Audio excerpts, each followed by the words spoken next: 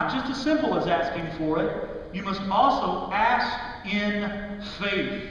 See, the Lord may give it gently, He may give it generously, but it is conditional. Notice verse 6. He says, let him ask in faith with no doubting. So we ask for it, we ask for wisdom, but we cannot doubt as we're asking, wondering if God's going to give it or if He's not. We need to remove the doubt from our mind. We need to trust that God has said it, that He is trustworthy, His word is trustworthy. When God makes a promise, when He makes an offer, that He's going to follow through. And so if we ask for wisdom, He's going to give it. There's no debate in our mind. We have to ask believing that God's going to provide it. But if you ask for wisdom and don't believe that He'll provide it, what's going to happen? Well, He's very plain with this. You're not going to receive it. If you don't believe that His way is the best way, the wisdom's not going to come. He says to ask in faith. That means to ask believing, ask with unwavering conviction, ask with certainty, ask trusting completely, asking knowing that God is faithful and He has proven Himself true. Now listen, I know that it may be hard to have faith in the Lord sometimes. You know, you've had your set of trials and difficulties. You've had some things come upon you and it caused you to wonder, well, is God really caring about my situation? Does He really know what I'm going through? Keep in mind, James is talking in the broad context here of trials and difficulties. And it may be difficult for you to trust Him. You know, I was in Israel a few years ago and encountered a citizen, former U.S. citizen, who made Aliyah. He has now become a Israeli citizen. And he was our tour guide. And so he had been raised with the American experience like most of us have been raised with, and understood our way of things, but being a Jewish man, felt like his heart belonged in Israel, and so there he went. We had the occasion, he and I, to begin to talk about spiritual things. You know, in Israel, it's against the law to proselytize your faith. You can't go there with the express intent to trying to lead people to your way of believing, your way of faith. But it's okay for you to discuss spiritual matters if it's open to both parties. And so he and I began to talk. He knew that I was a pastor, and in discovering who he was, I discovered that he was once a practicing Jewish man, practicing the Jewish faith, but now he considered himself an agnostic. And the problem for Avi was this. He had seen the effects of the Holocaust upon his people. And he began to wonder. He had been to Auschwitz, and he had been to Dachau. He'd been to these different places where Jewish people, because of their Jewishness, were eradicated from this earth. 6 million Jews died in the Holocaust. And he just wrestled with the fact that if there is a God, and he claimed that the people of Israel, the Jewish people, were His people, then how could that God allow His people go through what they went through in the Holocaust? And so we talked back and forth about his faith or his lack thereof. And so in the face of difficulty and of trial, he had trouble believing that God was there for him. And I wish I had at my disposal a quote that I found many years after that. It was a quote that was found on a wall in Cologne that was written anonymously by a Jewish man trying to avoid Nazi persecution. And these were the walls that were scratched on the cellar, the words that were scratched on the walls of the cellar. And it was this: I believe in the sun even when it is not shining. I believe in love even when I don't feel it. I believe in God even when there is silence. See, God exists whether He's making Himself known or not. And there may be times in your life when you've experienced the presence of God and seen Him at work, and then there may be a time, maybe for some of you even now, when you're wondering, is God even there? Is He even listening? Friends, faith is trusting that He is still there even when you can't see Him, nor can you hear Him. That is faith. And so we need to learn to pray, asking God for wisdom in faith without doubting, trusting that He's going to be there and make His wisdom available for us, because He promises that it will be there. And James offers a reason why we should ask in faith, and as we ask in faith, we should not doubt that He's going to follow through. Look at verse 6 as he continues. He says, for the one who doubts is like a wave of the sea that is driven and tossed by the wind. For that person must not suppose that he will receive anything from the Lord. He is a double-minded man, unstable in all his ways. So he talks about that one who is doubting, the one who wavers in the mind, who's uncertain. the word literally means to be at odds with oneself.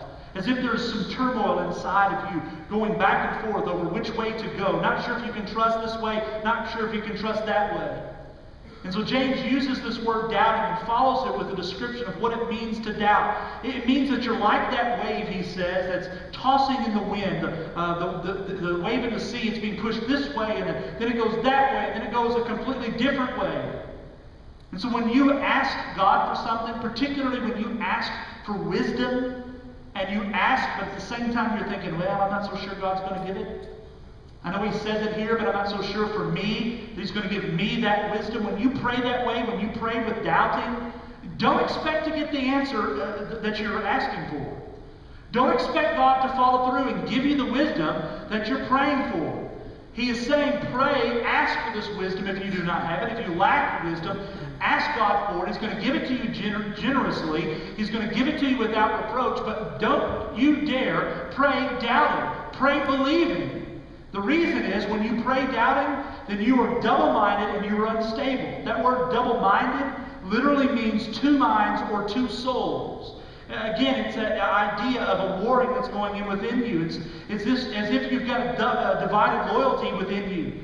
Part of you wants to serve the Lord, part of you wants to serve your intellect or the world's wisdom, and you're torn between the two.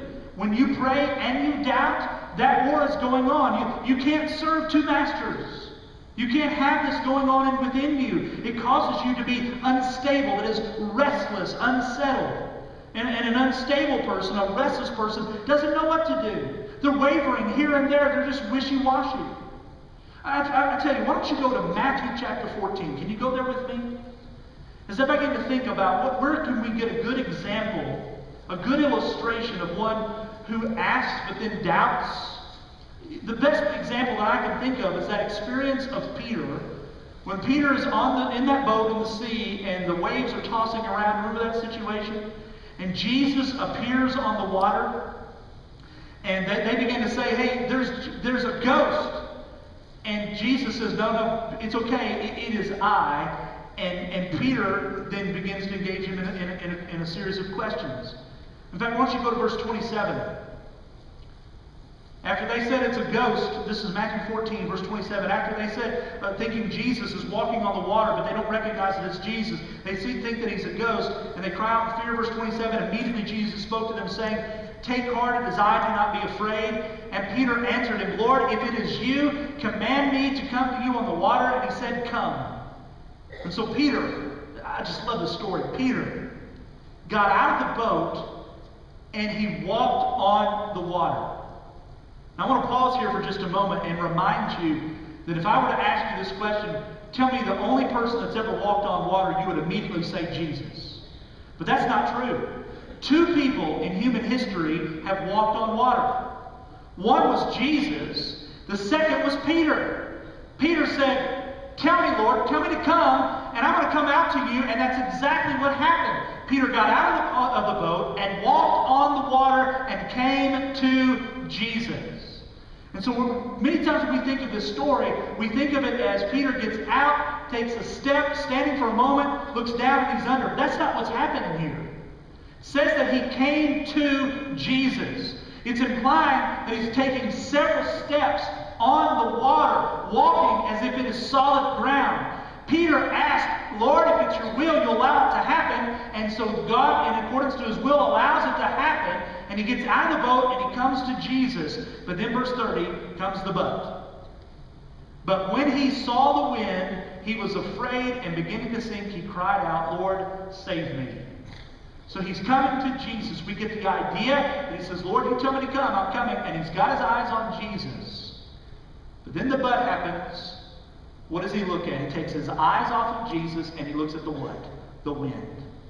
And in that moment, you see an example of double-mindedness. You see this instability in him. He was once focused on Jesus, now focused on the wind. Wants to be focused on Jesus, focused on his circumstances. Wants to trust that God is in control, but his experiences, his intellect, his mind from the past is saying, you shouldn't be doing this. And so he looks to the wind, and in that double-minded moment, when he doubted, that's when the answer to his prayer or his request, Lord, let me come to you, begins to take a turn. And he begins to sink. Notice what Jesus says in verse 31 of him. Jesus immediately reached out his hand and took hold of him and saying to him, "O you of little faith, why did you doubt?" So Peter, double-minded in his mind, he didn't ask without doubt. He stepped out in faith, yes, but then he became double-minded. Friend, listen. When it comes to wisdom, you need to pray, and pray believing and without doubting. Don't be double-minded. Don't be unstable. Trust Him. His Word says it. Do you believe the Bible? Do you believe the words of God in His Word? If you believe it, then put your belief to the test and say, God, give me your wisdom. I'm going to ask for it. I'm going to trust that you're going to give it to me. You're going to show it to me. You're going to guide me in my relationship with you. I'm not going to doubt it.